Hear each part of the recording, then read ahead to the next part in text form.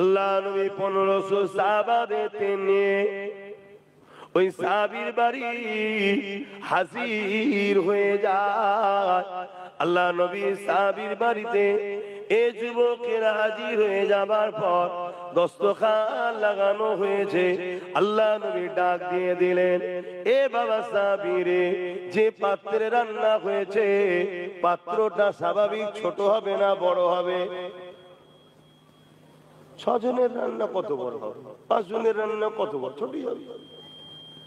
তবে বাবা সাহাবী, ওই পাত্রটার মুখটা পুরো খুলবে না, পুরো মুখটা খুলবে না, সামান্য খুলে বিসমিল্লাহ বলে কাজ শুরু করো। হে নওজওয়ানেরা, আমার নবী পাকের প্রেমিকেরা, ও রাসূলের উম্মত উম্মতিরা, আমার রাসূলুল্লাহকে আল্লাহ কি নিয়ামত করেছে দেখো। ওই পাত্রটাকে সামান্য খুলে খসানো শুরু হয়েছে। পাত্র থেকে খসিয়ে যাওয়া হচ্ছে, পাত্র থেকে খসিয়ে যাওয়া হচ্ছে, পাত্র থেকে খসিয়ে যাওয়া হচ্ছে, পাত্র থেকে খসিয়ে যাওয়া হচ্ছে। যেখানে 5-6 জন টানা টানি করে খাবে, 1500 অধিক সাহাবাদের সামনে খানা চলে গেছে, তথাপিও পাত্রের অর্ধেক খানা এখনো বাকি রয়েছে। আরো জোরে বলুন সুবহান। এটা আল্লাহ পাকের কুদরত, তোমার আমার জ্ঞানের বাইরে। রাসূলুল্লাহর গোলাম ছোট হুজুর পীর কেবলা, তিনার বাড়িতে একদিন অনেক মেহমান এসে যায়। হুজুর ভেতরে গিয়ে দাদি জানদের বলে, কই বাবা আমার দাদি জানদেরকে বলে, অমুক দাদি জানদের নাম থেকে বলছে, অমুকের মা অমুকের মা, কি খবর, রান্না হয়েছে? মেহমান হঠাৎ করে চলে এসেছে, আছে কিছু? বলছে 2-3 জনের মতো আছে, ছেলে পুলেরা খাবে, 2-3 জনের মতো আছে। হুজুর কেবলা ওই পাত্র খুলে, সামান্য খুলে কোরআন তেলাওয়াত করে একটু ফু দিয়ে বললেন, এই পুরোটা খুলবে না, খসানো শুরু করো। কথা বুঝে আসছে? খসিয়েই যাচ্ছে। প্রায় 150 মেহমান, তাদেরকে দিবার পরও হাড়িতে এখনো অর্ধেকের বেশি খানা রয়েছে। জোরে বলুন সুবহানাল্লাহ। নবীর গোলামের যদি এটা হয়, নবী 150 কেন, 1.5 লক্ষ কেন? ওই হাড়ি থেকে যদি তামাম কায়নাতকে খাওয়াতো তাও কমতো।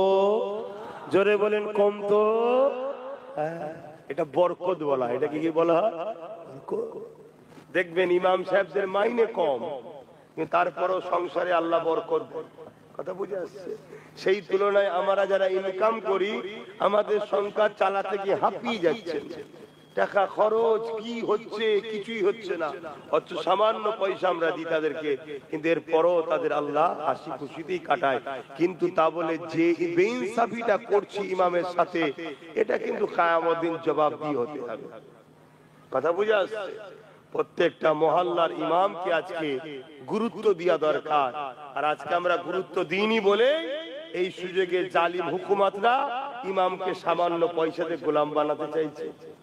আমাদের উচিত প্রত্যেকটা মহল্লার মসজিদে যতগুলো বাড়ি আছে, প্রতি বাড়ি থেকে মাসে 1000 টাকা ওষুধ পালা বিভিন্ন জায়গায় খরচ হচ্ছে, কমসে কম 200 করে টাকা যদি মসজিদে আমি দিই, যে পার মাসে 200 টাকা মসজিদে দেবো ইমামের মাইনের জন্য, তাহলে একটা যত কমই হোক, যত ছোট গ্রামই হোক, 100টার কম গ্রাম বাড়ি নেই, তাই তো নাকি? তাহলে মাসে 20,000 টাকা হয়ে যাবে। কথা মাথায় ঢুকছে? কারো গায়েও লাগবে না। তাহলে ইমামদের ঘরে এই জালিম হুকুমাতদের পয়সা লিত। কথা মাথায় ঢুকছে? আসেন বাপেরা, নিজ আলোচনা করছিলাম। আমার নওজওয়ানেরা, আমার নবী পাকের অনুসারীরা, আল্লাহ নবীর 1500 সাহাবার কাছে খানা চলে গেছে, সবাই অপেক্ষা রয়েছে। আল্লাহ নবী আগে বিসমিল্লাহ করবে, তারপরে সবাই খানা খাবে। একসাথে খেতে বসলে এটা নিয়ম। সবার কাছে খানা যাওয়ার পর ওই মজলিসে যিনি সম্মানীয় থাকে আগে তিনি শুরু করবেন, তারপরে সবাই শুরু করবে। বা বলে দেবে কেউ যে এবারে শুরু করুন, সবাই একসাথে বিসমিল্লাহ করবে। এটা আগে আমাদের দরবারে তো দেখেছি, কিন্তু এই রিসেন্ট 2-10 বছরে দেখছি উল্টো রকম হয়ে গেছে। খানা সামনে যেতে দেরি, পাতে ঢালার আগে আলু তুলে লিখে রাখি। আসুনি ঠিকই, এই অভদ্রপনা করা ঠিক না। সবাইকে অপেক্ষা করতে হয়, সবার কাছে চলে যাবে, তারপরে বিসমিল্লাহ করবেন একসাথে সবাই। কথা বুঝে আসছে না? কিন্তু আমাদের ধৈর্য নেই, এই ধৈর্য হারা হয়ে গেছে, এই ধৈর্য হারা হয়ে গেছে। আমার বাপেরা, নওজওয়ানেরা, আল্লাহ নবী নয়া নবী, তাহলে তেনার মুজিজা আল্লাহ পাকের বরকতে, নবী পাকের বরকতে ওই হাড়ি থেকে 1500-র উপরে সাহাবার পাদে খানা চলে গেল। এখনো হাড়িতে অর্ধেকের বেশি খানা রয়ে গেছে। এ যুবকেরা, তরুণীরা, বাপেরা, আল্লাহ নবী খাবেন শুরু করবে, তারপরে সাহাবা হুজুররা শুরু করবে। ঠিক এমন সময় আল্লাহ নবী বলতে লাগলেন, বাবা সাবিরে, তোমার বাচ্চা দুটো কোথায়? আল্লাহ নবীর কথা শুনে ওই সাহাবী স্ত্রীকে যে বলতে লেগেছে, বাচ্চা দুটো কোথায়? আল্লাহ নবী জিজ্ঞাসা করেছে, স্ত্রী বলতে লেগেছে, কে বলুন, বাচ্চা দুটো একটু শরীরটা খারাপ লাগছে তাই শুয়ে পড়েছে, বাচ্চা দুটো ঘুমিয়ে আছে, শুয়ে আছে। এ যুবকেরা, তরুণেরা, ওই সময় স্ত্রী এসে বলতে লাগলো, ইয়া রাসূলুল্লাহ, হাবিবাল্লাহ, বাচ্চা দুটো ঘুমিয়ে আছে। আল্লাহ নবী বললেন, বাবা সাবারে, যা বাচ্চা দুটোকে তুলে নিয়ে আসো, ওই বাচ্চা দুটোকে নিয়ে বসে খাওয়া হবে, একসাথে বসে খানা খাওয়া হবে। আল্লাহ নবীর কথা শুনে ওই সাহাবী আবার স্ত্রীর কাছে এসে বলতে লেগেছে, হ্যাঁ আমার প্রাণের স্ত্রী, আল্লাহ নবী বলেছে বাচ্চা দুটোকে ঘুম থেকে তুলে আর নবী পাকের কাছে নিয়ে যেতে, একসাথে বসে খানা খাবে।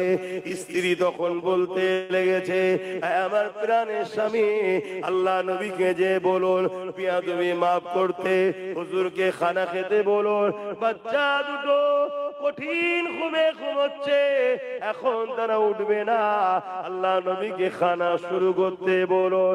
আল্লাহ নবীকে সাহাবী যখনই এসে বললে, আল্লাহ নবী জালালে এসে গেলে, এ বাবা সাহাবী রে, কোথায় ঘুমাচ্ছে, চলো বাবা যে দেখি।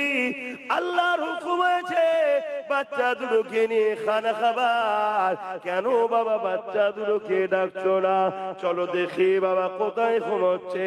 ওই সময় আল্লাহ নবী উঠে বললেন, সাহাবারাও দাঁড়িয়ে গেলে।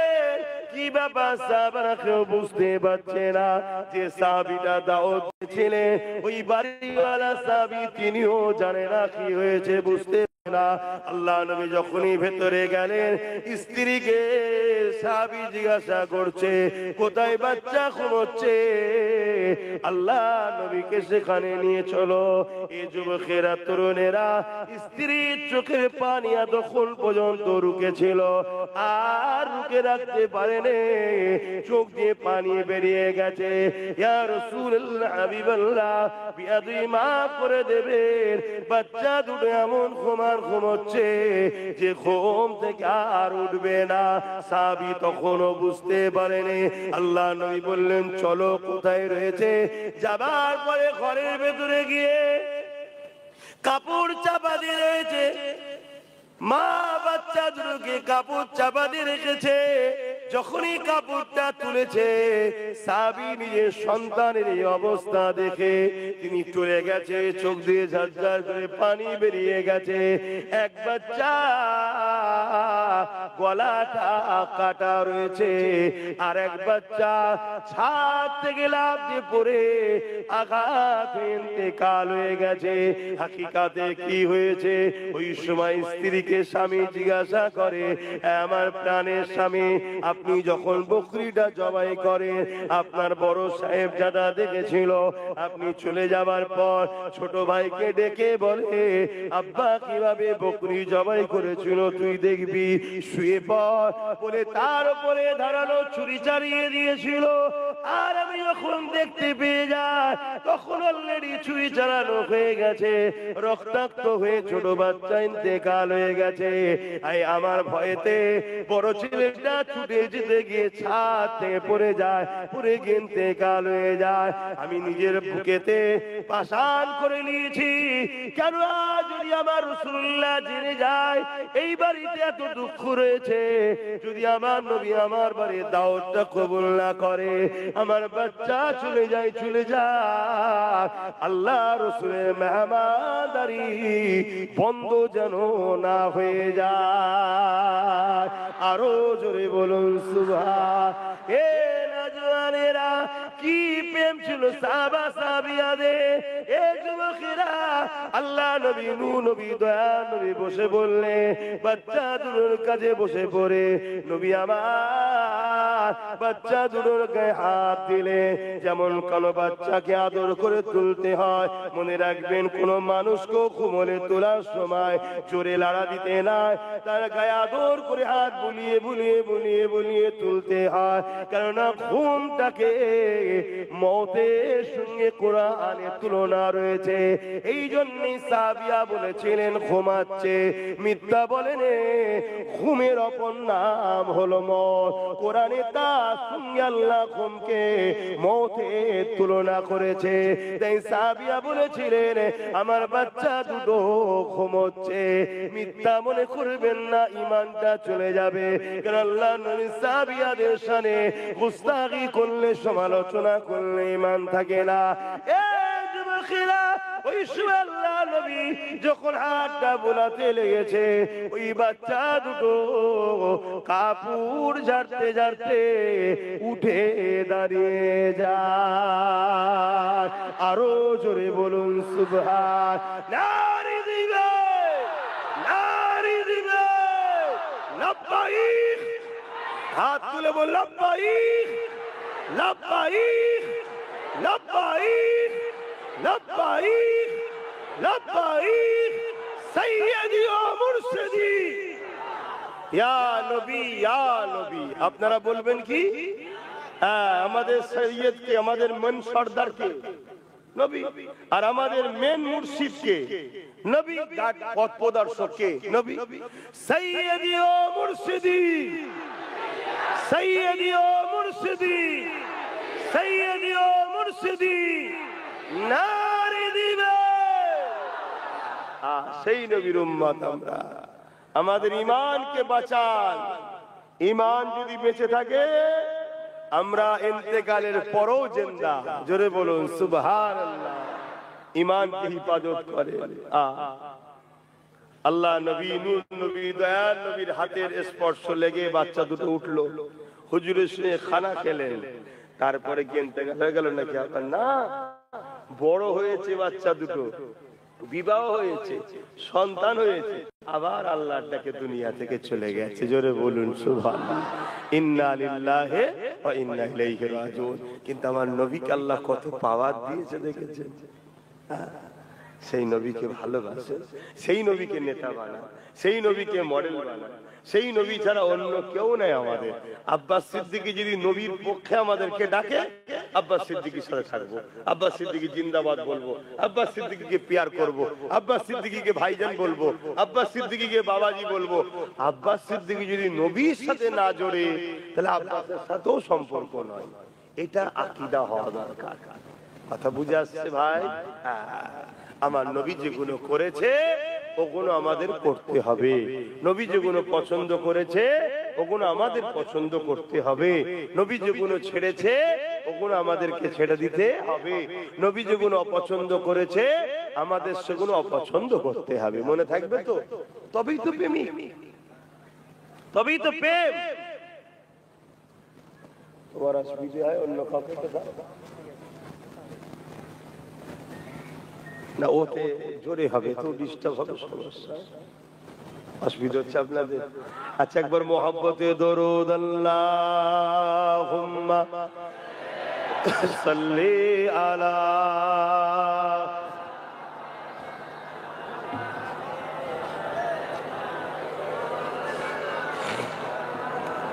আল্লাহুম্মা सल्ली अला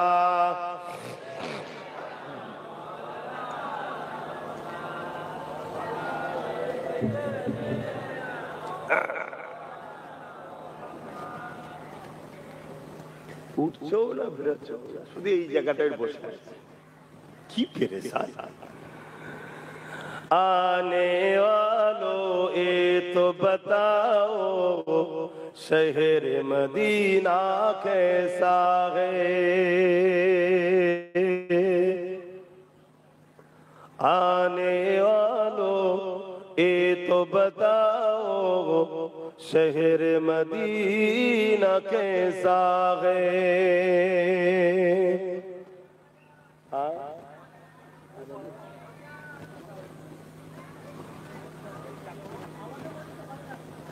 মাইকটা বন্ধ করো, মাইক তো দূরে দিয়ে বসে আছে।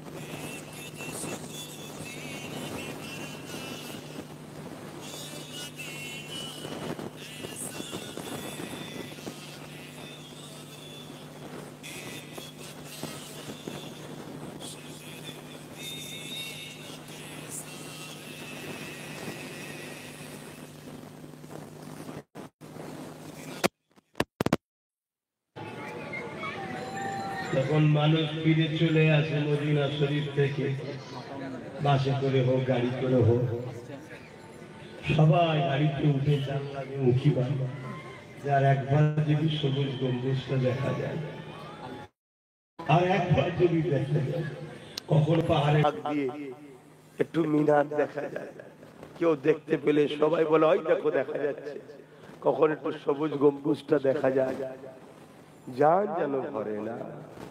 যাওনি তো বুঝবে কি, শুধু দূর থেকে বসে আছে, চারিদিকে টাকা পয়সা খরচ করছো। যাও অল্প বয়সে মদিনা শরীফে যাও। সামনে বছর আমি নিয়ত করেছি যুবকরা যদি যাও আমার সাথে যাবে, মুরব্বীদের লোভ না। কথা বুঝছেন তো? না, ও মুরব্বীরা গিয়ে একটুখানি হেঁটে একটু ধাক্কা খেয়ে সব ঘরে এসে বসতে। কথা বুঝছেন না? বোঝেন? জন বয়সে চলে, জন বয়সে যেতে হবে। যদি যুবকরা কেউ যাও আমার সাথে যোগাযোগ করবে। এতে কি বাবেরা মনে দুঃখ করলেন নাকি? আবার কি মুরব্বীরা দুঃখ করলেন নাকি? না, দুঃখ করলেন। আমরা ছুটবো, আপনি আমার সঙ্গে যে ছুটে পারবেন না তো। কথা বুঝছেন না? তবে আল্লাহ মরণের আগে সবাইকে একবার মক্কা মদিনায় হাজিরি হওয়ার তৌফিক দিক, বলুন আল্লাহুম্মা আমিন। হাজিরি হওয়ার তৌফিক দিক, বলুন আল্লাহুম্মা আমিন। आने वालों ये तो बताओ शहर मदीना कैसा है, देख जिसको जी नहीं भरता, देख जिसको जी नहीं भरता, ओ मदीना ऐसा है। आने वालों ये तो बताओ शहर मदीना कैसा है, गुंबद खजरा के साए में बैठ के तुम तो आए हो, गुंबद खजरा के साए में बैठ के तुम तो आए हो, उस साए में रब के आगे, उस साए में रब के आगे सिजदा करना कैसा है। आने वालों ये तो बताओ शहर मदीना कैसा है। अल्लाहुम्मा सल्ली अला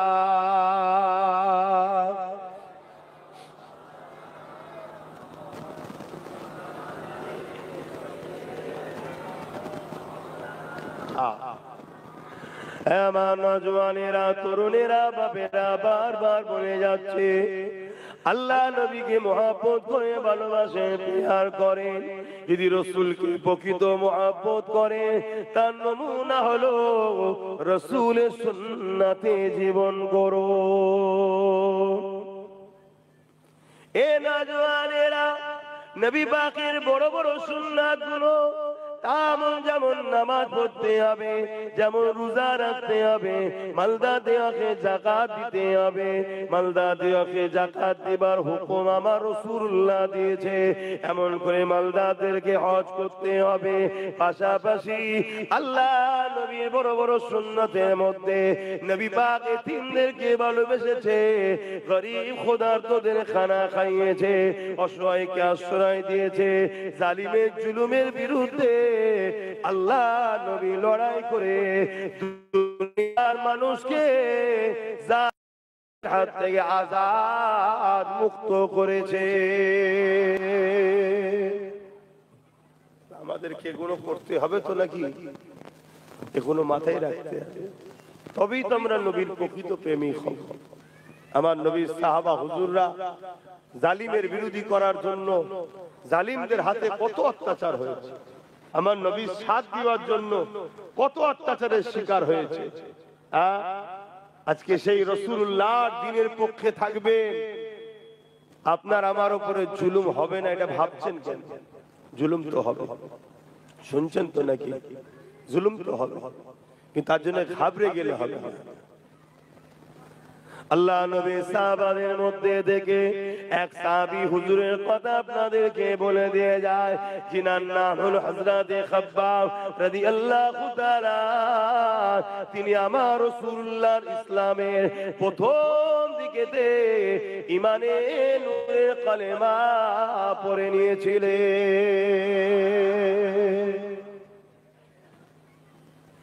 এ নওজওয়ানেরা, আমার নবী পাকের প্রেমিকেরা, আল্লাহ নবীর সাহাবীর উপরে জালিমরা কত জুলুম করেছিল। আল্লাহর নবীর সাহাবীকে আগুন তৈরি করে দিয়ে ওই আগুনের উপরে বসিয়ে রাখতো এবং আগুন সাহাবী হুজুরের কোমরের চামড়া গোশত গুলোকে পুরাতে শুরু করে দিয়েছে। গোশত থেকে রস বেরিয়ে বেরিয়ে পানি বেরিয়ে বেরিয়ে ওই আগুনগুলো নিভিয়ে যেতে লেগেছে। আল্লাহ নবীর সাহাবীকে এই অবস্থায় রেখে মক্কা জালিমরা বলতে লেগেছে, হে খাব্বাব, মুহাম্মদ রাসূলকে ছেড়ে দাও, নাই তোমাকে আরো বেশি শাস্তি দেয়া হবে। ভেবে দেখুন, তোমার আমার উঙ্গলিকে কেউ যদি আগুনের মধ্যে রেখে তোমাকে আমাকে যদি বলে আল্লাহ ও রাসূল ছেড়ে দে, তুমি আমি কি ধরে রাখতে পারবো? কিন্তু সাহাবা হুজুরদের নবীর উপরে প্রেম কেমন ছিল, আল্লাহর উপরে প্রেম ভালোবাসা কেমন ছিল, ওই সাহাবী হুজুর বলতে লেগেছে, এ জালিম, যতই জুলুম করিস না কেন, আমি জান দিয়ে দিয়া পছন্দ করি, আল্লাহ ও রাসূলকে ছাড়বো না। আরো জোরে বলুন সুবহান। আর আজকে আমাদের কারো খাবার অভাব নেই, এরপরও কেউ ফ্রিতে কিছু দিলে সে কিসের হারামের না হালালের দেখা দেখি আমাদের পাঁচ পাঁচ নেই, সব নিয়ে নিচ্ছে।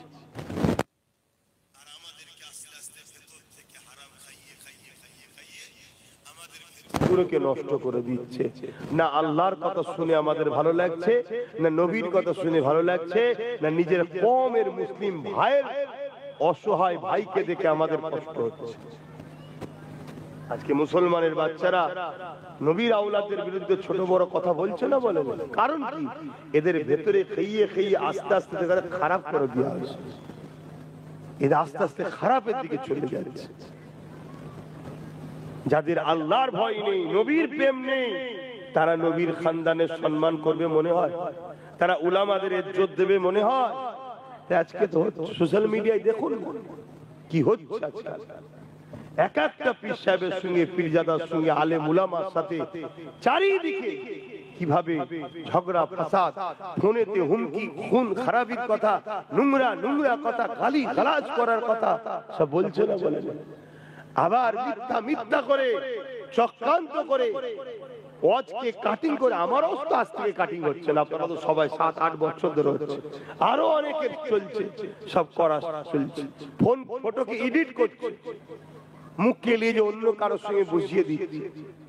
হক কথা বললে এই মুসলমানরাই আবার নবী খানদানের বাচ্চাদের ঘরে বিভিন্ন জালিমদের ভিকটিম বলে পরিচয় করে দিচ্ছে, হচ্ছে না, করে না?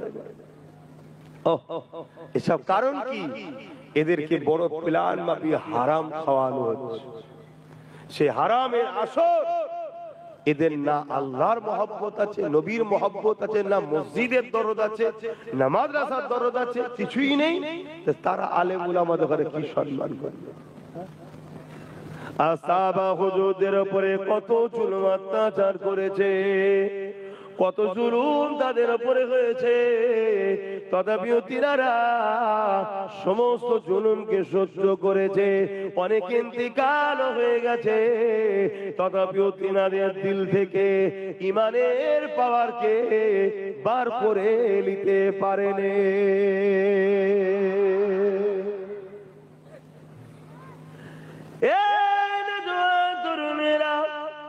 আল্লাহ নবী সাহাবী হযরত খুবাইব রাদিয়াল্লাহু তাআলা আন বলে আরেকজন সাহাবী ছিলেন, তিনার চোখের সামনে অন্যান্য সাহাবা ভাইদিগকে শুলির উপরে চাপিয়ে দিয়ে একের পর এক শহীদ করতে লেগেছে জালিম শাসকেরা। মনে রাখবেন, ইসলাম এত সহজে তুমি আমি পাইনি গো। মনে রাখবেন আব্বা মায়েরা, ইসলাম এত সহজে আসেনি গো। অনেক কষ্টের পর ইসলাম এসেছে। ওই ইসলামের হেফাজতের দায়িত্ব আমার আপনার হাতে রয়েছে। যদি আমি আপনি অবহেলা করি, গাফলতি করি, আল্লাহ জালিম শাসক দিয়ে তোমাকে আমাকে মিটিয়ে দেবে। কিন্তু ইসলামের হেফাজতের জন্য আমার আল্লাহ নতুন প্রজন্ম তৈরি করে নেবে। এই জায়গায় একটা ছোট্ট কথা বলি, আমেরিকা বা ইউরোপ দুনিয়ার রিপোর্ট বলছে আগামী 40-45-এর মধ্যে ইউরোপ দুনিয়াতে, শুধু আমেরিকার, আমরা এশিয়া মহাদেশ, ইউরোপ দুনিয়াতে সংখ্যাগুরু হবে ইসলাম। জোরে বলুন সুবহানাল্লাহ। দেখুন আল্লাহ নতুন প্রজন্ম তৈরি করছে। তোমার আমার কপালে যে ইসলাম পেয়েছে, এটা আল্লাহর দয়াতে পেয়েছে না এমনি এমনি? কথা বলেন, কথা বলেন। আল্লাহর দয়ায় আমরা ইসলাম পেয়েছি। এই ঘরে জন্ম নিতে পেরেছি, এবং জন্ম নিবার পরও অনেকে ইসলাম থেকে বেরিয়ে যাচ্ছে। তুমি আমি যে ইসলামের উপরে টিকে আছি, এই যে আল্লাহর দয়া ছাড়া অন্য কিছু নয়। মনে রেখে দিও, তুমি আমি ইসলাম ছেড়ে দিলে আমার আল্লাহ ও রাসূলের ইসলামের কিচ্ছু ক্ষতি হবে না। আমার তোমার কপাল ফেটে যাবে, আমার তোমার কপাল ফেটে যাবে। আমার নওজওয়ানেরা, তরুণেরা, এ নবী পাকের প্রেমিকেরা, আমার মায়েরা, বোনেরা, দুনিয়া হলো দুদিনের জন্য, আল্লাহর কাছে ফিরে যেতে হবে। সুম্মা নুফিকা উখরা ফাইযাহুম কিয়ামুন ইয়ানজিরুন, ময়দানে মাশরে সবাইকে দাঁড়াতে হবে। ওই দিনে আমার আপনার কি হবে দশা, এটা আমাকে আপনাকে ভাবা দরকার। এ নওজওয়ানেরা, আল্লাহ নবী কত কষ্ট করেছে, সাহাবা হুজুররা কত কষ্ট করেছে। আল্লাহ নবী সাহাবী হযরত খুবাইব রাদিয়াল্লাহু তাআলা তিনাকে বলতে লেগেছে, খুবাইব রে, তোমার সাথী ভাইদের ঘরে একের পর এক হত্যা করে দিচ্ছি। দেখো সাহাবী কাঁদে আর বলে, জালিম, আল্লাহকে ভয় কর, কিয়ামতের দিনে তোদের কাছে আল্লাহ হিসাব নেবে। কিন্তু জালিম তারা শুনলো না, একটা একটা করে সাহাবা ভাইদেরকে শহীদ করে দিল। এবারে হযরত খুবাইব হুজুরকে ওই শুলির কাছে নিয়ে এসেছে। এবারে তিনাকে শুলির উপরে চাপাবে। এমন সময় খুবাইব হুজুরকে বলতে লেগেছে, এ খুবাইব, তুমি কি চাও না ঘরে গিয়ে সন্তান পরিবার বাচ্চাদেরকে নিয়ে থাকবে আর তোমার জায়গাতে তোমাকে আজাদ করে দেওয়া হবে? এটা কি তুমি চাও না? আর তোমার জায়গাতে মুহাম্মদ রাসূলুল্লাহকে ধরিয়ে দেবে, এই শুলির উপরে তাকে চাপানো হবে। এটা কি তুমি পছন্দ করছো না? মনে রাখবেন, এক তো নিজের জানের প্রেম, আবার মায়ের কথা স্মরণ করাচ্ছে, স্ত্রীর কথা স্মরণ করাচ্ছে, সন্তানের কথা স্মরণ করাচ্ছে। এই সময়ে তো হযরত খুবাইব হুজুর বলেছিলেন, এ জালিম তোরা কি মনে করিস নবীর অনুসারী দিগকে আমরা নবী পাককে এত ভালোবাসি? কেউ যদি বলে নবী পাকের পায়ে কাটা ফুটানো হবে, এর বিনিময়ে খুবাইব তোমার জানটা লাগবে। যদি জান না দাও, পায়ে কাটা ফুটিয়ে দেওয়া হবে। আমি খুবাইব আস্তে আস্তে জান দিয়া পছন্দ করব, আল্লাহ নবীর পায়ে কাটা ফুটানো পছন্দ করব না। আরো জোরে বলুন সুবহান। এই প্রেম আমাদের আছে?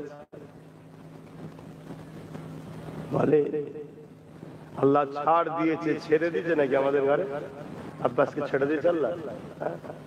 আমার মরণ হবে না, আপনাদের হবে না, আল্লাহ ধরবে। তাই বলে যাচ্ছি, অনেক কষ্টের ফল ইসলাম। ইসলামের যদি উপকার করতে নাও পারো, ক্ষতি করো না।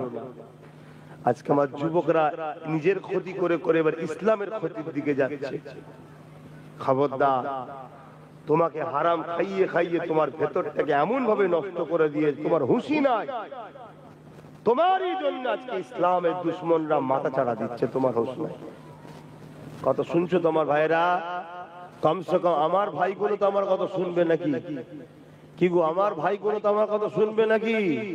আমার ভাইগুলোকে সতর্ক করা দরকার আছে না? না, কারা কারা আমার ভাই এবং বাপ সমতুল্য আছে একটু হাত তুলে দেখা। এ হাত সত্য তো নাকি? আলহামদুলিল্লাহ। তাহলে আমার দায়িত্ব তো আপনাদের বুঝানো। যারা আমাকে মানে না সন্তানের মতো বা ভাই, তারা হয়তো আমার কথা নাও নিতে পারে, কিন্তু আমার ভালোবাসার মানুষগুলো যাতে জান্নাতে যায় এটা বোঝানো দরকার না?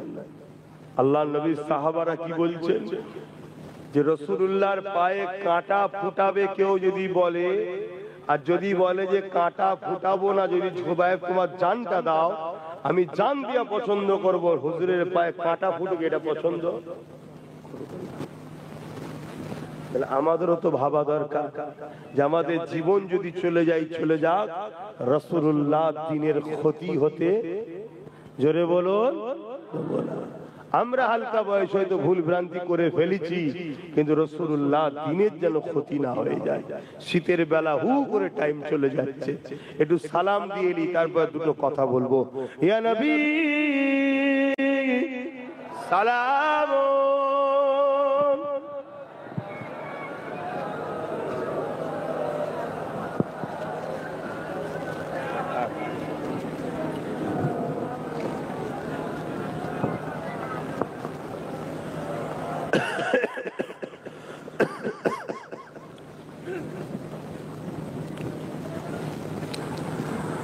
طلع البدر علينا من شنيات الوداع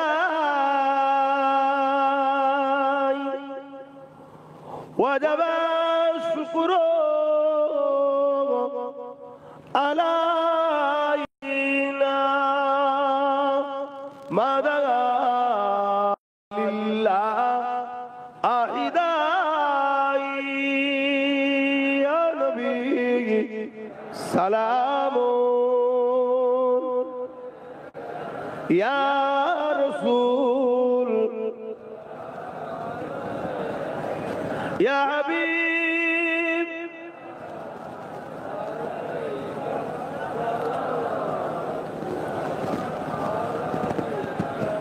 কঠিন হাসরের দিনে কি আছে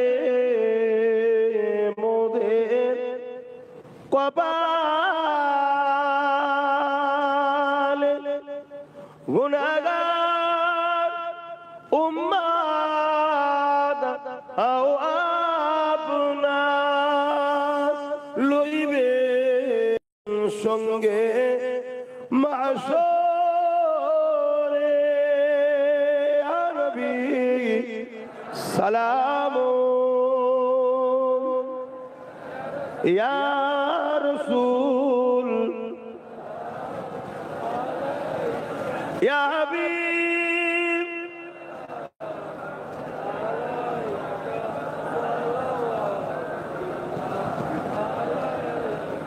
या नबी नामो ओ प्यारा या रसूल नामो प्यारा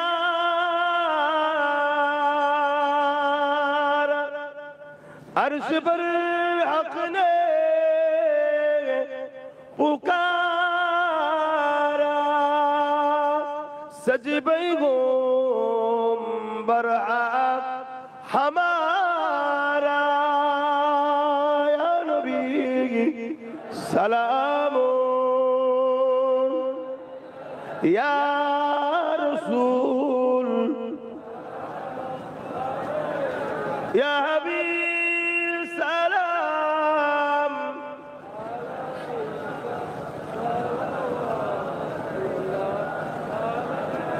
সকলে গায়ে গায়ে বসুন বালাগাল উলা বিকামালিহি কাসাবাত তুজা বিজামালিহি হাসানাত জামিউ কুসালিহি সাল্লু আলাইহি ওয়া আলিহি আল্লাহুম্মা সাল্লি আলা সাইয়্যিদিনা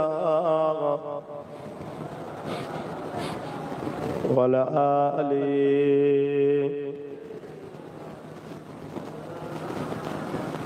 বাবা একটা ছোট্ট কাজ আছে আমি একটা নাজ শরীফ পড়ছি শোনেন আর এই কাজটা একটু করে দেন এই মাহফিল হচ্ছে তে আপনারা খুশি তো নাকি আমি আসলাম দুটো কথা বললাম দিনের এতে আপনারা খুশি না বেজা এই মাহফিল যাতে হয় এবং এই মাহফিলের জন্য পকেটে হাত দেন যার যা খুশি একটু শরীক হয় ছেলেরা যাচ্ছে যার যা খুশি একটু শরীক হবেন কি একটু দিতে অসুবিধা আছে যার নেই আলাদা কথা থাকতে খালি হাতে ফিরিয়ে দেবেন না আপনি যদি দুটো পয়সা দেন আছে যখন 50-100 টাকা যদি আপনি গরিব হয়ে যাবেন দেন আর যার নাই একেবারে পকেটে তার কি করা যাবে থাকতে ফিরিয়ে দেবেন না আল্লাহুম্মা সাল্লি আলা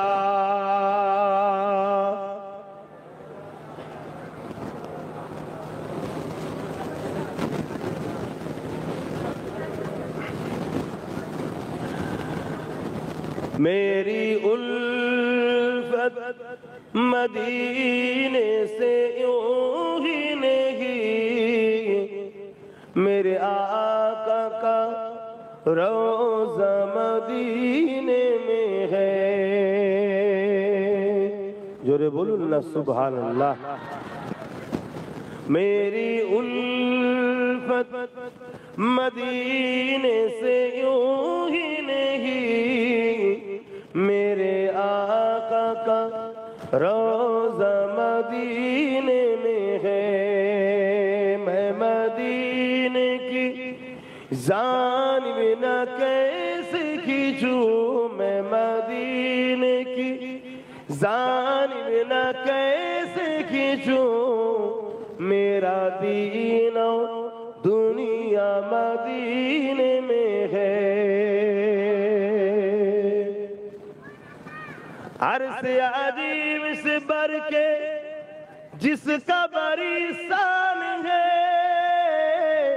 रोज़ाए मुस्तफा जिसकी पहचान है रोज़ाए मुस्तफा जिसकी पहचान है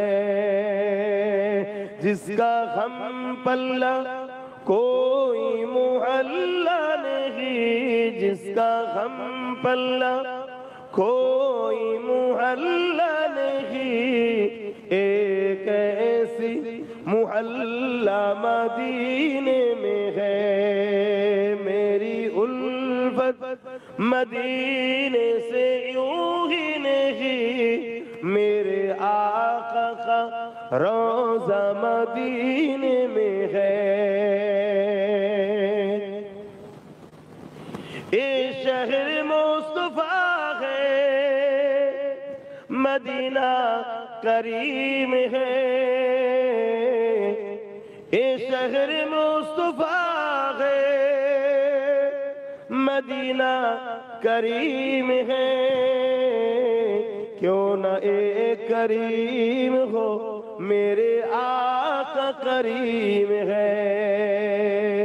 क्यों न एक करीम हो, मेरे आका करीम है। मेरी उल्फत मदीने से यूं ही नहीं, मेरे आका का रोज़ा मदीने में है। मैं मदीने की जानिब न कैसे खींचूं, मैं मदीने की जानिब न कैसे खींचूं, मेरा दीनो दुनिया मदीने में है। अल्लाहुम्मा सल्ली अला।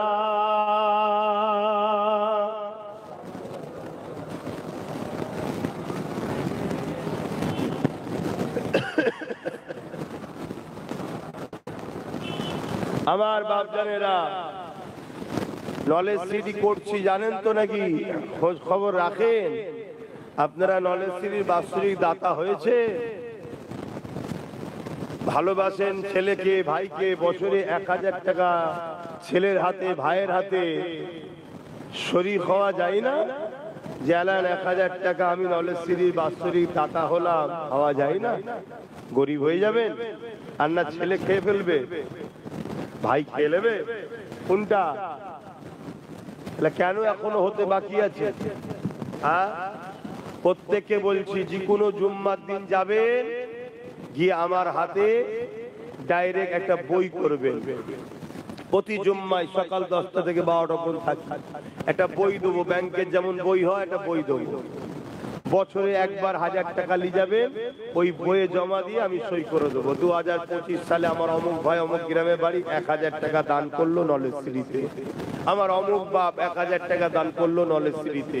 আর মা বোনেদের জন্য 500 টাকা, সব থেকে কম 1000, কেউ আরো বেশি দেয়, কেউ 5000 দেয়। আমার ওই ভাই মনে হয় দাতা আছে।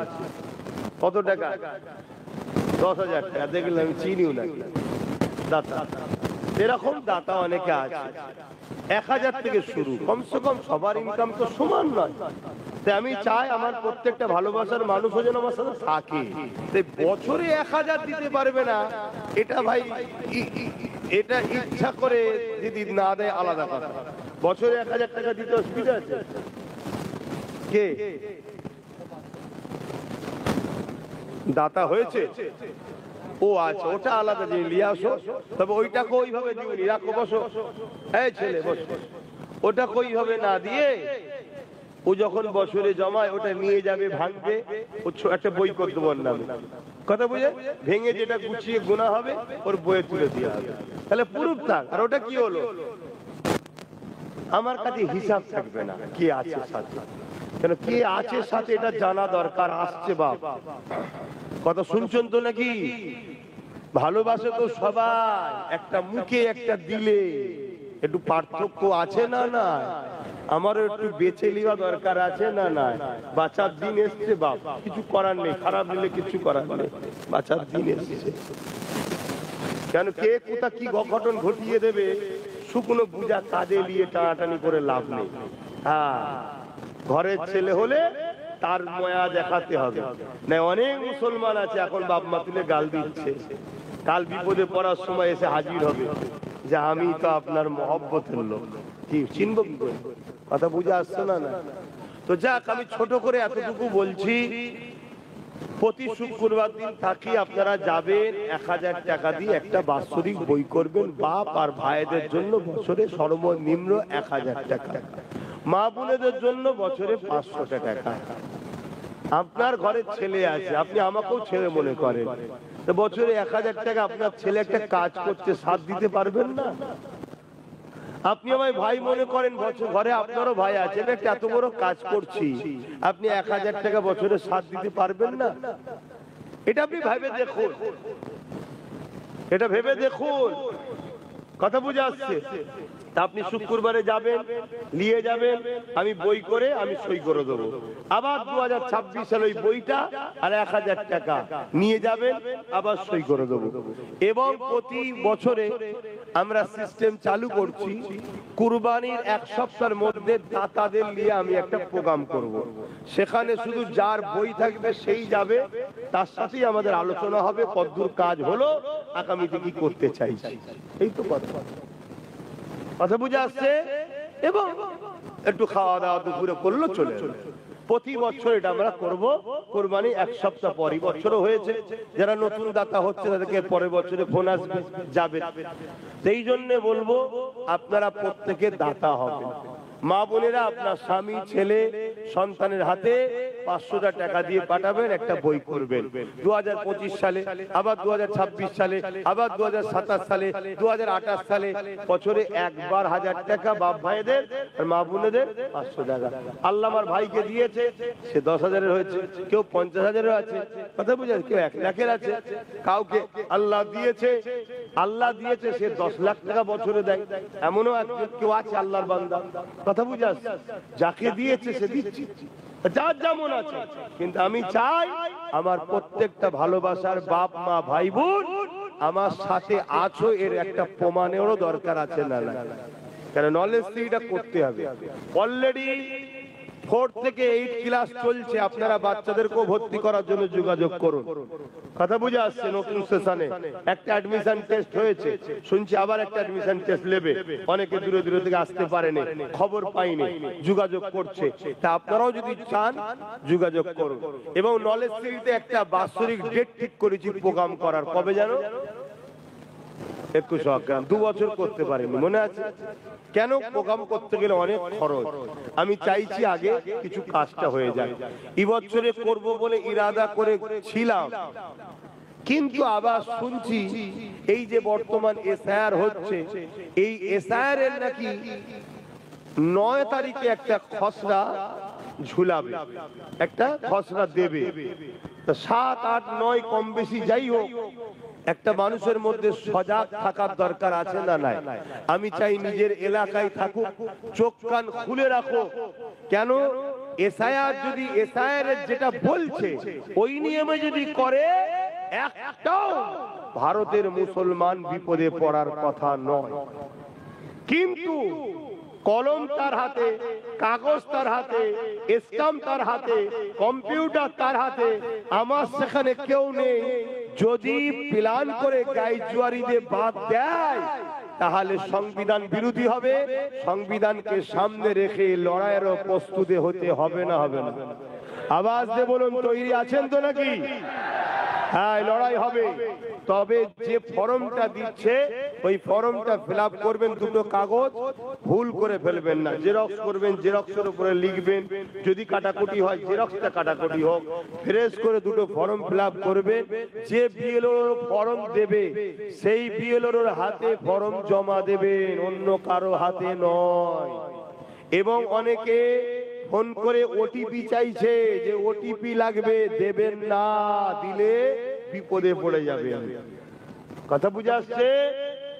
ওই বিএলওকে বলবে আপনি স্ট্যাম্প দেন, সই করেন, 1 কপি কাছে রাখবেন, আর 1 কপি স্ট্যাম্প দেন, সই করেন, আপনাকে দিচ্ছি, প্রুফ হিসেবে একটা ফটো তুলে রাখবেন, বিএলওর ফোন নাম্বার রাখবেন।